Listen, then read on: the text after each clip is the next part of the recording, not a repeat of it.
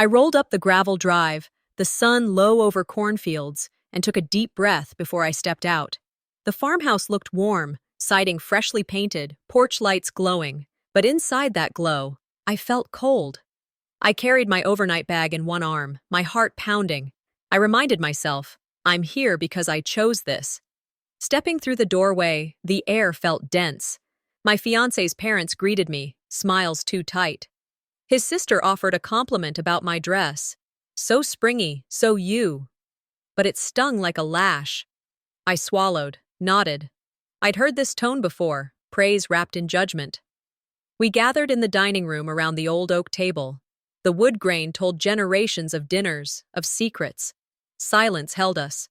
Then my father-in-law cleared his throat. I looked up. We think it's fair you contribute $60,000, or there's no wedding. His voice was even. There was no leftover doubt in it. My mind froze. I glanced at my fiancé. His face stayed blank. My stomach clenched. They outlined their case, tradition, debt. We raised a good man. I forced my lips to stay steady. Inside, I felt a betrayal slicing through me. $40,000 of pride. $20,000 of hope. But mostly, a demand that I pay for their acceptance. I asked, why now? Why me? His answer came with a shrug. You're lucky to marry in. That cut deeper than $60K. My fiancé averted his eyes, like the weight was too heavy to bear. I remembered harsh comments from his mother, that I work too much, care too little. Memories of my parents, never able to send me to college. Those days surged back. This demand wasn't about money. It was about telling me where I belonged. I excused myself and stepped onto the back porch. The evening air was crisp. I pressed my palm to the banister's wood. The cold steadied me. Tears threatened, but I refused them. I thought, this isn't just an ultimatum. It's a test of obedience. I counted every small injustice I'd swallowed. Your silence, your apologies, your acceptance. Then I counted what $60,000 could buy. My independence, the mortgage I supported, the dreams I carried. A cardinal bird landed on the rail. Its red feathers glowed in sunset. My grandmother's words drifted. Never pay to be loved. The sentiment wasn't precious, it was a weapon. I stood straighter. I would not pay. I would not kneel. Back inside, I said, calm but firm, I'll think about it. They all smiled as though victory had been handed to them. My fiancé squeezed my hand under the table. I didn't respond. I woke up before sunrise, my pillow damp, eyelids heavy. I hadn't really slept, just drifted in and out of memories like debris floating in muddy water. The words from last night rang like a bell that wouldn't stop. $60,000. Or there's no wedding. My body felt hollow, as if the shock had drained something out of me that hadn't returned. My phone lit up. A simple text from Craig. Good morning. Just that. No mention of last night, no question of how I was. Just that heart. I stared at it, and something inside me shifted. Not pain, not anger exactly, but something sharper. The kind of clarity that cuts before it heals. I looked around my apartment. Photos of us smiled from every frame, but they felt like props now. A performance I'd rehearsed too long. Silence. It used to feel like peace. Now I saw it for what it was. A curtain, not a wall. The opposite of love isn't hate, I whispered aloud. It's indifference. The phone rang. Craig. Hey, babe, he said, voice light, like he'd just woken from a nap. Listen, about last night, they didn't mean it that way. It's just tradition, you know? I didn't interrupt. I listened. I wanted to see how far he'd go. It's not personal, he continued. They do this with everyone. You're kind of overreacting. He laughed a little at the end, like it was all a silly misunderstanding. I could feel my heart breaking, not loudly but quietly, like ice cracking beneath your feet. I remembered every time he brushed off my concerns before. Moments I thought were small, forgettable, but now they lined up like red flags I'd folded neatly into drawers. I said evenly, tradition shouldn't come with a price tag. There was silence on his end now. That was the sound I wanted. I didn't yell, didn't cry. but I knew he heard the steel in my voice.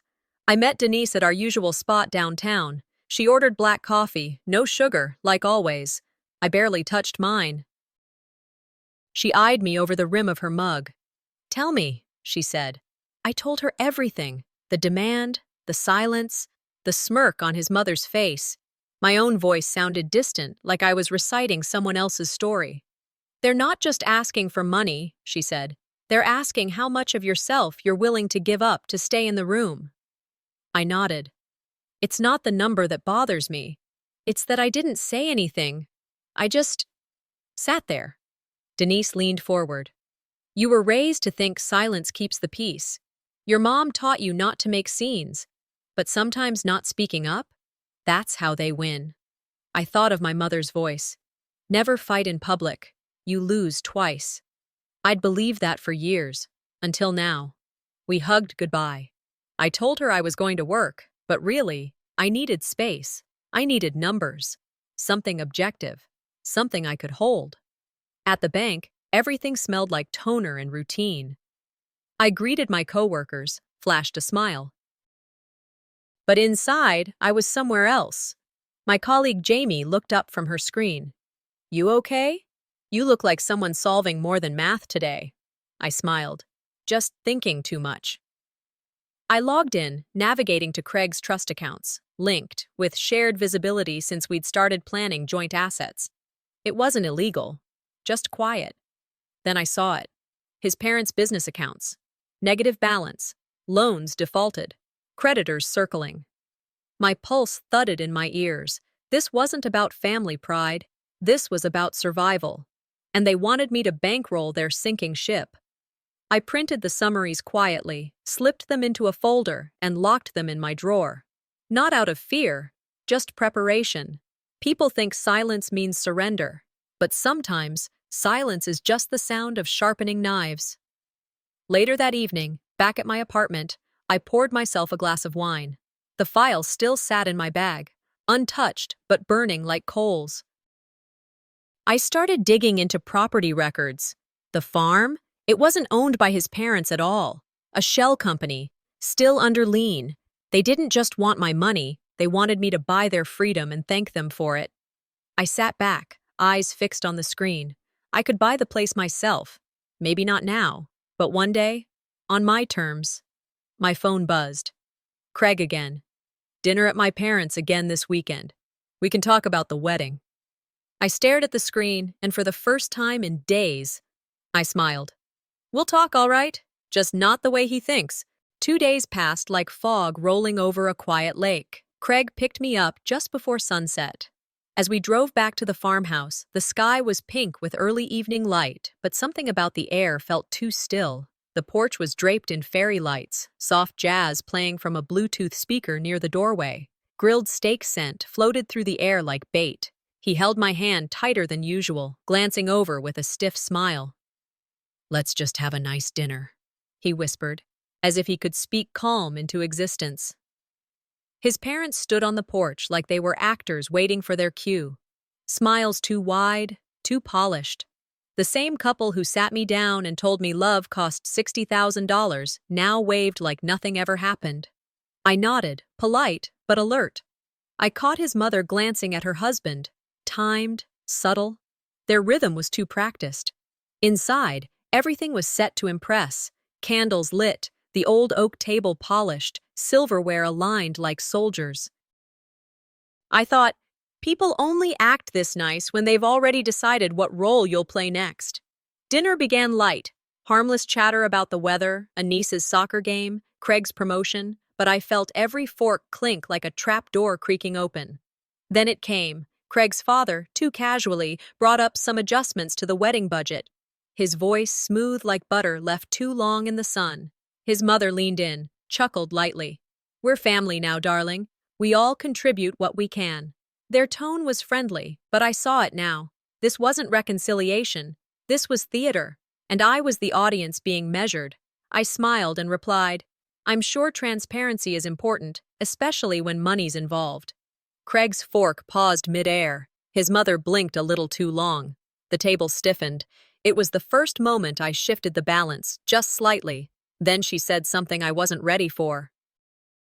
"We've just submitted refinancing papers on the farm, with Craig's help, of course. He's been wonderful about it." "Refinancing?" I tilted my head and took a long sip of wine. "That's interesting," I said softly. "I thought the bank wasn't approving second liens this quarter." The room went dead silent. Craig stopped chewing. His mother's smile faltered, her fingers tightening around the wine glass stem. I didn't blink, just watched her squirm. I'd said enough. I'd revealed I knew something they didn't expect me to know. That knowledge, their secret, I wore it like armor now. My heart was pounding, but my face didn't flinch. Craig tried to save it, chuckling awkwardly. "You've been spending too much time at the bank." His father leaned back in his chair, then reached into a drawer behind him and slid an envelope across the table toward me. "Speaking of that," he said with a smirk, "we'd love your thoughts on this." I opened it. Legal paper. A draft of a prenuptial agreement, dressed up in polite wording, but the heart of it clear. If Craig and I split, all family property stayed with him, regardless of who paid what. It wasn't dinner. It was an ambush. They hadn't invited me here to talk. They'd invited me here to corner me, but they didn't know who they'd just tried to corner. I folded the paper, placed it neatly back into the envelope, and smiled. I never make business decisions without reviewing the numbers. His father's face hardened. "This isn't business. It's family." I leaned back in my chair, my tone steady. "Funny. That's exactly what I tell my clients before I freeze their accounts." A ripple went through the table. No yelling, no slamming, just impact, clean and precise. Craig muttered under his breath, "Let's not do this now." His mother stared at me like she was seeing me for the first time, not a guest, not a daughter-in-law, a threat. I didn't flinch. When the dishes were cleared and dessert served like an afterthought, I stood. Craig followed me out to the gravel driveway. The air was sharp, the stars just beginning to show. "You embarrassed them," he said, barely above a whisper. I turned to him, locking eyes. "No, I reminded them who they're dealing with." He opened his mouth like he had something to say, but nothing came. I got in the car, shut the door, and drove off. Halfway down the county road, my phone buzzed. Bank alert, $10,000 transferred from one of their accounts. To Craig. That was the moment I knew. The battle had already started. I sat alone at the kitchen island past midnight, the dim light casting long shadows. In my hand, I held the bank alert, $10,000 transferred from an account tied to Craig's family. My mind raced. Why lie? Was Craig complicit in their strategy?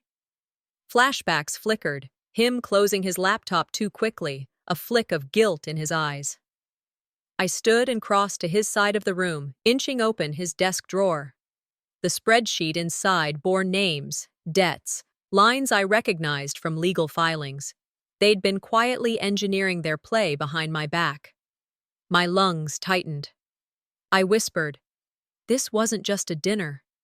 It was an opening move." Morning came. Reluctantly. I drove to the cafe where Claire waited, the spreadsheet now a hard weight in my satchel. I slid it across the table. She frowned after a moment, silence heavy. "They're broke," she said. "And they're trying to channel everything through you." Her voice held both sympathy and anger. Claire told me about cases she's seen, families that welcome someone in only to use them as collateral. They twist love into leverage, she said. She promised to dig into the farm's history, foreclosures, record changes. That steadied me, made the chaos feel like raw data, something I could handle. Back home, Craig left for what he called a meeting. I waited, fingers tapping the table. Then I dialed the number on the spreadsheet. Someone answered casually, referring to Craig as the one handling the signatures. My pulse stuttered. I probed further. The stranger said, "We didn't expect his fiancée to question. You're a bonus asset to them." A bonus. The word hit me. Betrayal coded as inclusion. They'd manufactured me into a line item. The call ended. I exhaled slow, the realization clear. Craig had been facilitating this all along. I'd been walking into their map. That evening, he came home whistling, carrying a takeout bag like nothing was wrong. I asked, "You met with the broker?" His hesitation gave him away. "It's not what you think," he stammered. I remained calm. I pulled out the email Claire uncovered. Craig had requested my tax ID weeks ago. His face drained. He muttered about backup plans for the wedding budget. I said nothing. Silence became my weapon. Inside, I thought, he thinks his charm outweighs truth. He's wrong.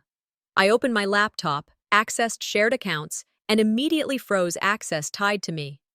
Then I called Claire. I want every document tied to Craig's transfers, every ledger, everything they tried to hide. I wasn't acting from hurt. I was acting from principle. I patched together demands, motions, reports, quiet but methodical. They were playing old moves. I would rewrite the rules. Late that night, when I leaned against the window, my phone lit up. An anonymous text. "Careful who you trust. Even friends lie." The sender had access to my schedule. They knew I'd spoken with Claire. My blood boiled. Not fear, but recognition. Someone was watching closer than I thought. I sat out on the balcony long after midnight, fingers still gripping the phone. The anonymous message burned on the screen. "Careful who you trust." I read it once, twice, then again. The night was still, but my thoughts weren't. Could it be Claire? That thought lodged in my chest like a stone.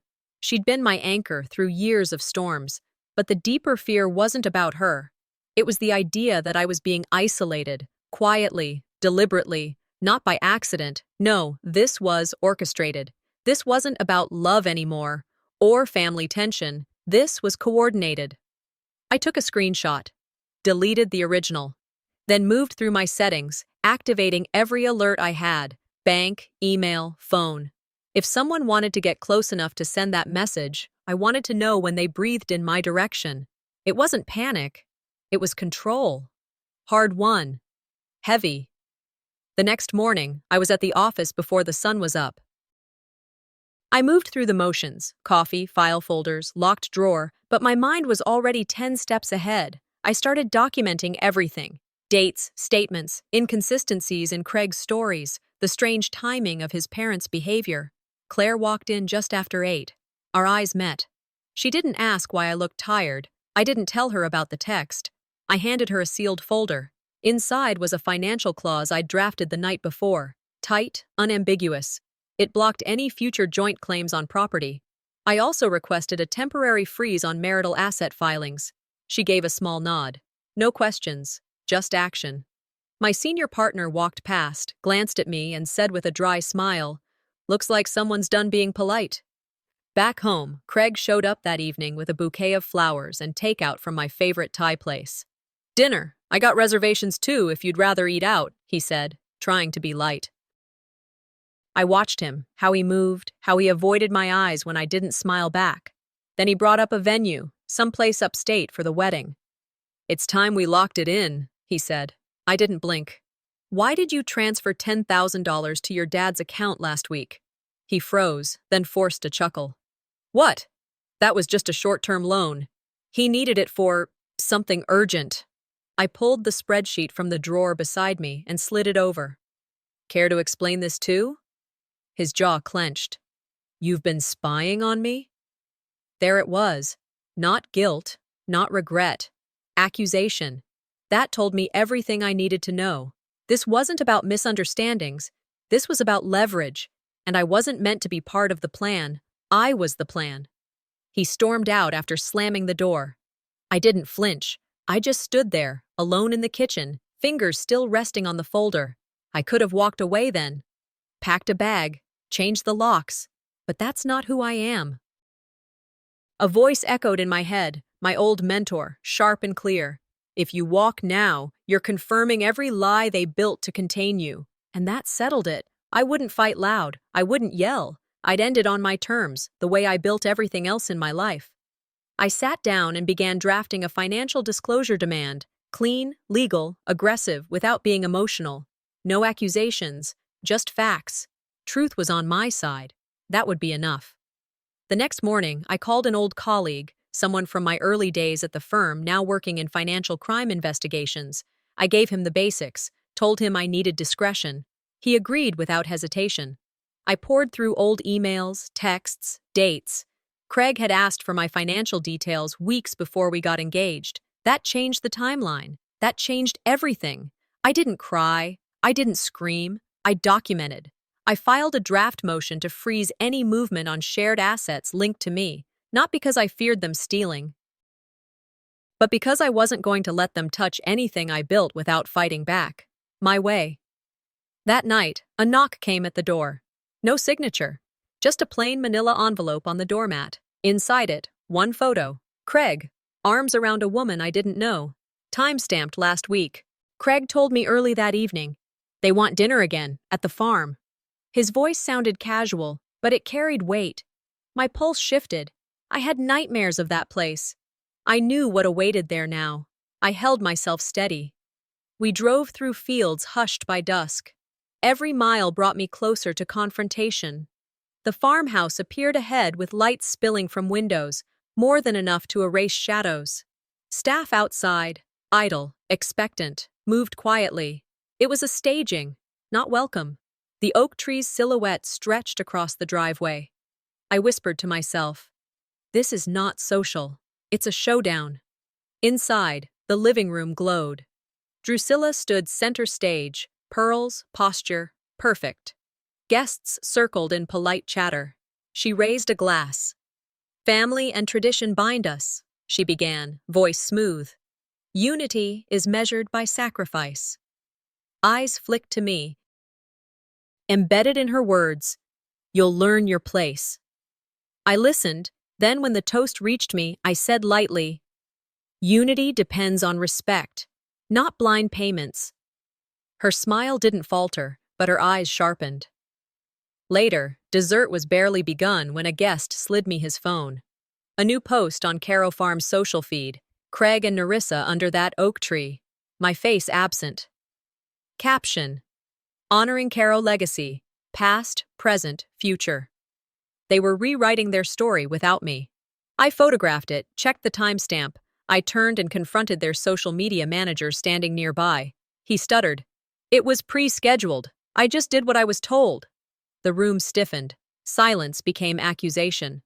That night, in my office, I reviewed files Claire had forwarded. Among them, a deed document claiming that Caro Farm always belonged fully to their lineage, but public registry showed it was filed after Craig's trust was formed, and the signature looked forged. The paper felt heavy in my hand. And the next evening, that deed came out. I waited until conversation lulled. Then I placed it in front of Drusilla. "This says your family's always owned the farm," I said. "But the registry and these timestamps tell a different story. Someone forged a version to exclude me." The air snapped. Craig paled. Drusilla shook. Guests held their breath. "You're making wild claims," she hissed. "I'm making truths," I replied quietly. "I refuse to marry into lies." Drusilla's voice cracked. "You're no longer welcome here." Craig stepped toward me. He looked torn. He didn't protest. He didn't defend. That was enough. I stood, steady. If their legacy demands deception, I won't be part of it. I walked out. Their voices trailed behind me like echoing guilt. I left the farm behind, maybe forever. At home, I poured water, settled into my chair. My laptop glowed. A new email appeared. Your threat." I opened it. Attached. An audio file. I clicked play. My mother's voice, "Make sure you don't become powerless." The timestamp, before I ever met Craig. I pulled into the gravel drive of the Caro farmhouse just after sundown. The porch light flickered weakly, casting long shadows across the wide front steps. From the outside, everything looked quiet, but that kind of quiet doesn't fool me anymore. It's not peace. It's preparation.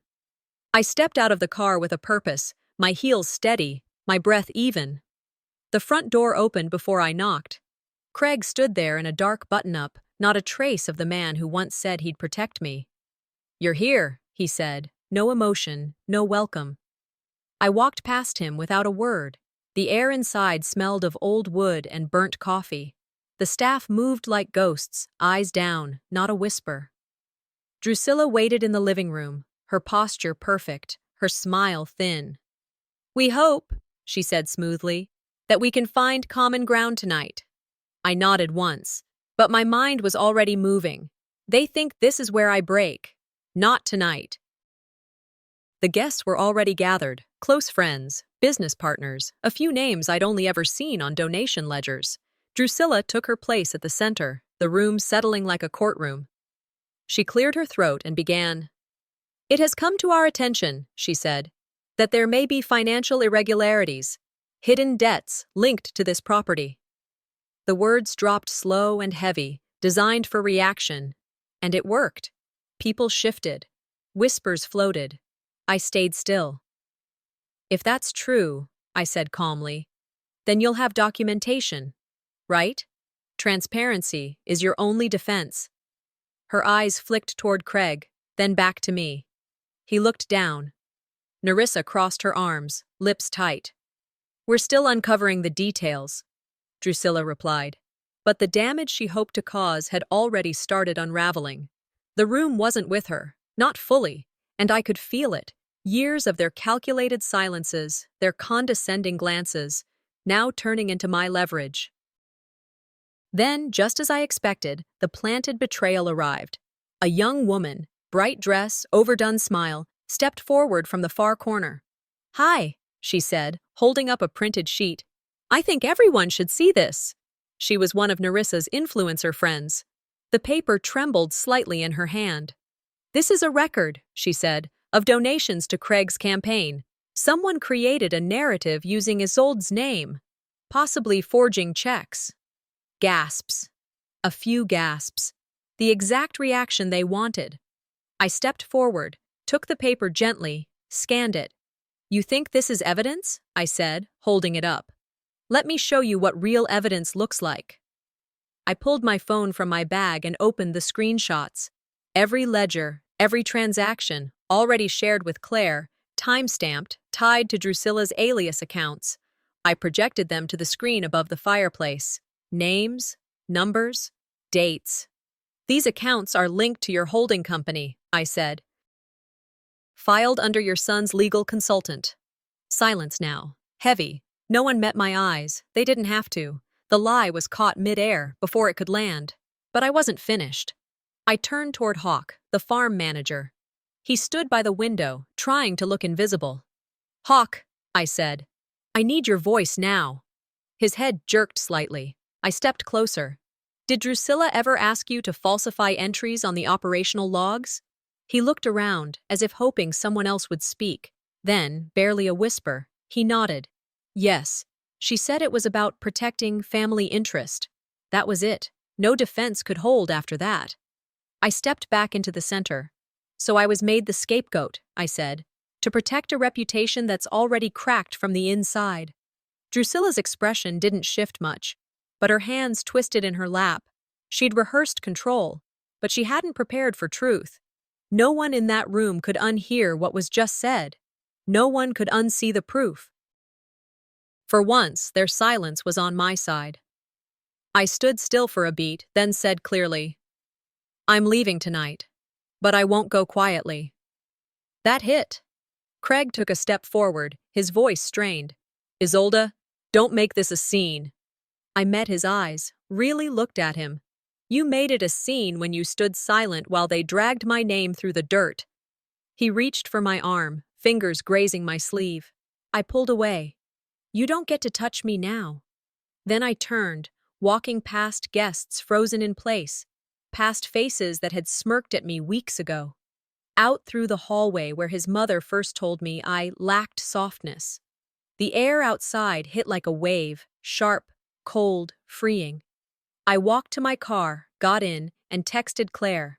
We move tomorrow, quietly, efficiently. Then I sat for a moment, staring at the farmhouse. They wanted war, I said out loud. I gave them facts. It was nearly 2 in the morning when I pulled into my driveway. The street was empty, the sky cloudy, but still. I stepped out, tired but sharp. Something caught my eye. An envelope on the welcome mat, alone. I picked it up, flipped it over. No markings. Inside, a property deed. My name printed in bold. Transfer of ownership. No cost, no conditions. Issued under the Caro Holdings seal. I stared at it for a long minute. This wasn't an olive branch, I muttered. It's a strategy. I placed it on the table inside, untouched. My hands were steady, but my gut told me something had shifted. They weren't done. They were rewriting the rules. I wasn't just up against a family anymore. I was up against an empire. I arrived at the Caro Library in mid-morning, under the guise of reviewing family archives. The heavy front doors opened before I knocked. Craig and Drusilla stood waiting in the grand hall, stiff and silent. The air held something old, like secrets pressed into the walls. I stepped forward, my shoes echoing on polished wood. The shelves, rows and rows of leather tomes, ledgers, documents, felt like a vault guarding their reputations. I asked for the deed box, the original one under their trust name. They exchanged uneasy glances. Craig's brows drew together. Drusilla's lips pressed into a thin line. Some traditions, she said quietly, are unchallengeable. I nodded. Then you won't mind me checking them.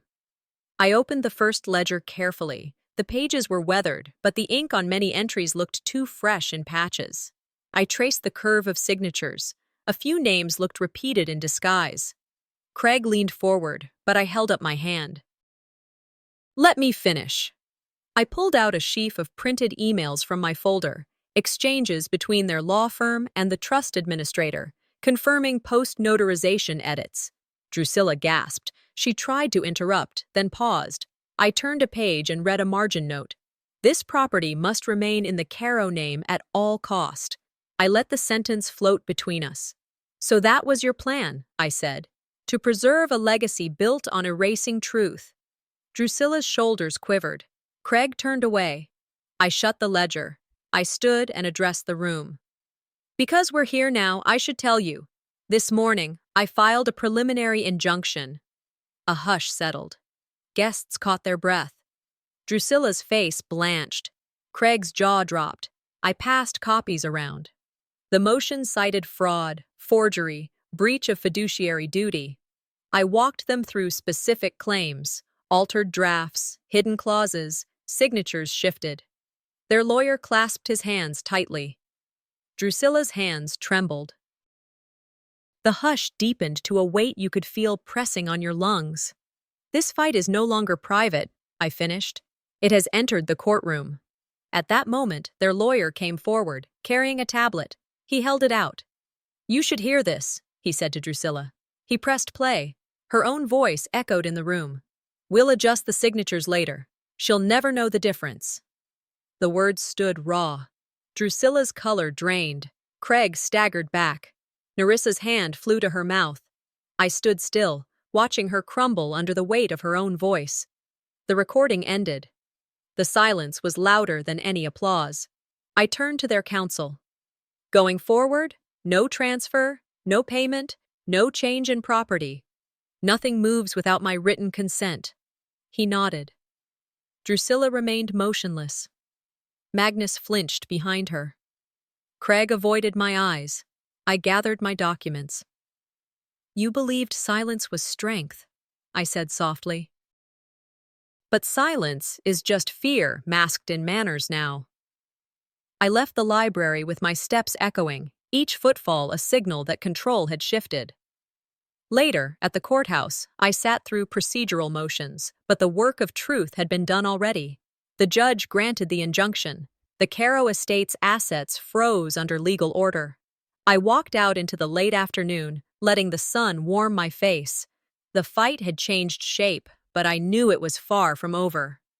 When I returned home, I parked in the twilight and noticed a plain envelope under the windshield wiper. I retrieved it and went inside quietly.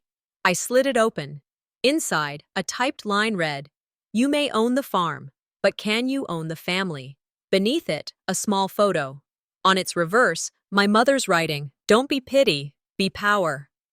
My heart pounded. I placed the note in my jacket and stared out the window into coming darkness. The rules had changed. I woke just before sunrise to a quiet that settled differently now. No voices raised, no threats in the margins, only the hum of fields beyond the windows and the creak of boards underfoot. Making my way to the kitchen, I smelled fresh bread. Someone in the household had resumed life. I stood by the window, watching lights stretch across the barn, repurposed now for workshops and community drives. I whispered softly, "Some lands are more than soil. They're stories." On the counter lay a handwritten note from Magnus. "For what it's worth, I'm sorry." In that moment, I realized I no longer needed anyone's permission to stand. I exhaled, deep, steady, and tasted peace. Later that morning, in the attic where light fell through a single dusty pane, I sifted through boxes of old papers and photos. Tucked behind a stack of family portraits, I found a folded certificate. A birth certificate. The name, Esther Caro, my grandmother. My heart caught. This farm wasn't just bought or claimed, it was always partly mine. I rushed to my attorney with the paper in hand. He compared it with estate records and found older maternal ties that had been deliberately omitted. Drusilla had known. She erased that lineage to maintain power. I felt a fierce affirmation swell inside me. At last, ownership that couldn't be disputed. In those same boxes, I uncovered sealed letters from my mother, her neat script addressed to my future daughter. She had written her dreams, her fears, how she longed for me to reclaim our heritage. One line stayed with me. "Build something they can't erase. That's how you win." I read it aloud to my attorney, whose eyes misted. That became the closing line of my announcement to the press. Not a threat, but a vow. Legacy, not revenge. Weeks later, in court, the final ruling came. The judge granted me permanent ownership. All opposing suits were dismissed or withdrawn. I stepped outside the courthouse and announced the formation of the Esther Foundation, named after the grandmother whose name had been hidden for decades. The foundation would support women in rural areas to own land, start small agribusiness, preserve heritage. Within hours, news outlets covered the announcement. Supportive messages poured in from strangers across America. Craig and Drusilla were conspicuously absent. Their silence was their choice. I didn't wait for apologies. At sunset, I walked through the memorial garden behind the farmhouse, the place where my mother's ashes rested under a willow we planted years before. The rows of wildflowers swayed in golden light. I knelt, brushed leaves from the stone marker, and said softly, "I kept your promise, and I made it mine." My fiancé appeared beside me, stepping quietly. We didn't speak of weddings or vows, only of legacy. He stood respectful, steady. I placed the last stone in the garden path. "Justice grows here." That simple phrase felt like a seed planted in fertile ground. As we headed back toward the house, my phone lit up. A new message. Unknown sender. "We need to talk. It's about something Esther left behind." My pulse tightened again. My fiancé glanced at me, concerned. I looked across the land, stretch of fields, the barns, the garden, and whispered, "Some roots run deeper than memory." The night air felt alive. The fight wasn't over. It had just grown quiet enough to listen,